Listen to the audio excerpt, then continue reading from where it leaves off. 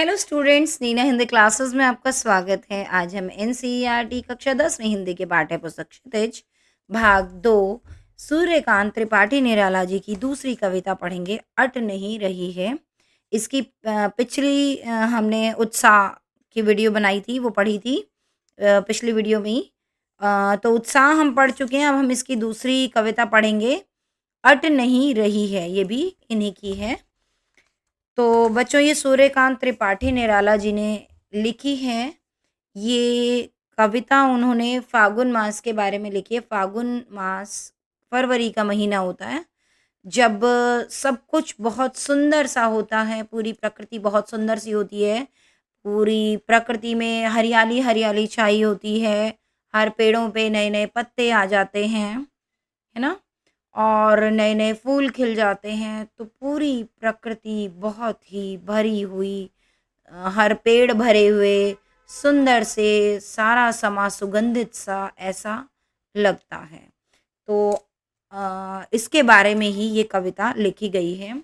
तो आइए इस कविता को शुरू करते हैं। अट नहीं रही है, अट का मतलब है यहाँ पर समा नहीं रही है। जैसे बच्चों, हम किसी भी कोई भी कंटेनर में हम कुछ सामान भरते हैं और जब वो ऊपर तक भर जाता है और हम ज़बरदस्ती उसमें और भरना चाहें, तो वो उसमें नहीं समाता, है ना? फिर वो ऑब्वियसली वो गिरने लगेगा, ठीक है? जैसे बॉटल में पानी है, पूरी भर गई, ऊपर तक हम डालते जा रहे हैं, पूरी ऊपर तक भर गई, लेकिन हम और भी ज़्यादा उसमें डालने चाहेंगे, तो वो नहीं उसमें समाता, ठीक है ना? और वो गिरने लगेगा, ठीक है? इसी तरीके से डिब्बी में हम मसाला भरेंगे कि हमने चलो दबा भी दिया, ज़बरदस्ती भर दिया, लेकिन और ज़्यादा भरेंगे वो नहीं भरेगा, तो वो उसमें नहीं समाएगा। तो बस ऐसा ही कुछ कवि ने यहाँ पर कहा है। तो यहाँ पर क्या नहीं अटा, यहाँ पर प्रकृति में जो बहुत सौंदर्य छा रखा है, वो प्रकृति वाले कंटेनर में कह लो, बर्तन में, मतलब प्रकृति प्रकृति के अंदर वो समा नहीं रहा है, इतनी ज़्यादा सुंदरता बढ़ गई है। तो आइए इस कविता को शुरू करते हैं और जानते हैं इसको डिटेल में क्या कहना चाहते हैं कवि। अट नहीं रही है आभा फागुन की तन सट नहीं रही है। यहाँ पर कवि क्या कह रहे हैं कि फागुन की जो आभा है, फागुन महीने की मतलब फरवरी महीने की जो आभा है, सुंदरता है, वो किसके तन में? तन मतलब शरीर, कि प्रकृति के शरीर में, कहने का मतलब प्रकृति में वो अट नहीं रही है, वो आभा, वो सुंदरता अट नहीं रही है, मतलब समा नहीं रही है। सुंदरता इतना ज़्यादा हो गई कि प्रकृति छोटी पड़ रही है और सुंदरता उससे बहुत ज़्यादा हो गई है। वो सट नहीं रही है, सटने का मतलब भी समाना है कि वो आभा अट नहीं रही है, सट नहीं रही है, कि कितनी भी कोशिश कर लो लेकिन वो उसमें समा नहीं पा रही है। इतनी ज़्यादा सुंदरता बढ़ गई है फागुन के महीने में, ठीक है? कहीं साँस लेते हो, घर-घर भर देते हो, उड़ने को नभ में तुम पर-पर कर देते हो। आँख हटाता हूँ तो हट नहीं रही है, पत्तों से लदी डाल, कहीं हरी कहीं लाल, कहीं पड़ी है उर्मे मंद गंध, पुष्पमाल पाट-पाट शोभा श्री पट नहीं रही है। हाँ, यहाँ पर कवि क्या कह रहे हैं कि सुंदरता से कह रहे हैं, आभा से कह रहे हैं, फागुन की आभा, कि जहाँ तुम साँस लेती हो, कि कहने का मतलब जब फागुन का महीना शुरू होता है, तो जहाँ-जहाँ भी उसका असर आता है, वहाँ पर घर-घर भर देते हो, मतलब कि हर जगह, घर-घर का मतलब है हर जगह अपनी सुंदरता बिखेर देते हो। कौन? फागुन महीने से कह रहे हैं कि जहाँ-जहाँ भी अपना असर छोड़ते हो, वहाँ पर भर देते हो सुंदरता को। उड़ने को नभ में तुम पर-पर कर देते हो, कि सुंदरता इतनी बढ़ जाती है, मौसम इतना प्यारा हो जाता है, बहुत ठंड नहीं होती, गर्मी नहीं होती, बहुत सुहावना-सा मौसम होता है, सारा समा सुगंधित होता है, हरियाली होती है। तो जो पक्षी हैं, पर किसके? पर मतलब पंख, पंख किसके होते हैं? पक्षियों के। पर-पर कर देते हो कि मतलब हर पंख को, मतलब हर पक्षी को उड़ने को मजबूर कर देते हो, कि कहने का मतलब हर पक्षी का उड़ने का मन करता है, नभ में घूमने को मन करता है।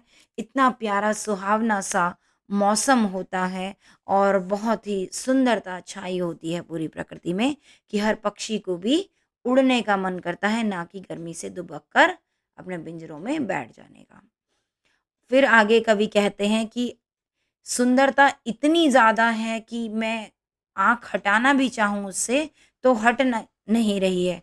बहुत सुंदर-सुंदर बच्चों वो फूल खिलते हैं, हरियाली होती है तो हम उन्हें देखते हैं तो देखते ही रह जाते हैं ना। तो उसी प्रकार से कवि यहाँ कह रहे हैं कि अगर मैं इस सुंदरता से जो प्रकृति में इस वक़्त छाई हुई है, उससे अपनी आँख हटाना भी चाहता हूँ, तो वो हट नहीं रही है, क्योंकि उसको सिर्फ़ देखते रहने को मन कर रहा है। आपने सुना होगा फ्लावर शो वगैरह भी होते हैं कई, है ना? ये सब फरवरी के महीने में मतलब फाल्गुन मास में होते हैं, क्योंकि उस समय बहुत ही रंग-बिरंगे तरह-तरह के फूल हर जगह खिले हुए होते हैं। ठीक है?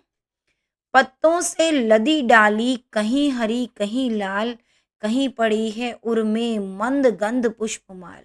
हुँ, कि हर डालियाँ, हर पेड़ की हर डाली पत्तों से खूब लदी हुई होती है, मतलब हरे-भरे बहुत सारे पत्ते लगे होते हैं, नए-नए और बहुत सारे पत्ते आ जाते हैं, कोई भी मुरझाया हुआ नहीं होता इस वक़्त, ठीक है? कहीं पर हरी और कहीं लाल, कि कहीं पर कोई हरी पत्तियाँ, लाल पत्तियाँ और लाल-लाल फूल, तो इस तरीके से रंग-बिरंगा सा सब कुछ हो रखा होता है, लाल-हरा सा पूरा समा हो रखा होता है।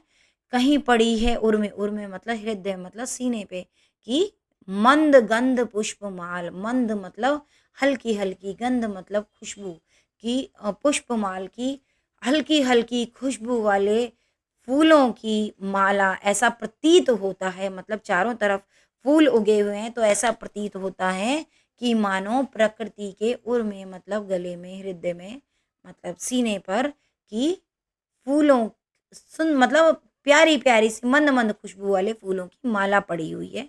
ऐसा लगता है क्योंकि चारों तरफ सुंदर-सुंदर फूल खिले हुए थे। तो ऐसा लगता है कि प्रकृति के गले में सुंदर से फूलों की खुशबू वाले फूलों की माला पड़ी हुई है। पाट-पाट शोभा श्री पट नहीं रही है। पाट-पाट मतलब जगह-जगह, सब जगह शोभा श्री मतलब सुंदरता से भरपूर, कि पूरा समा जगह-जगह पर सिर्फ सुंदरता, सुंदरता दिखाई दे रही है और वो पट नहीं रही है, मतलब समा नहीं रही है प्रकृति में, कि सारा समा बहुत ही सुंदर हो रखा है और वो उसमें प्रकृति में समा नहीं रहा है। ठीक है बच्चों? तो कैसी लगी इसकी व्याख्या और मेरी वीडियो? उम्मीद करती हूँ आपको पसंद आई होगी। अगर आपको पसंद आई तो चैनल को लाइक, शेयर और वीडियो को लाइक, शेयर और चैनल को सब्सक्राइब ज़रूर करें। जल्द ही मिलते हैं अगली वीडियो में। धन्यवाद, तब तक के लिए बाय-बाय।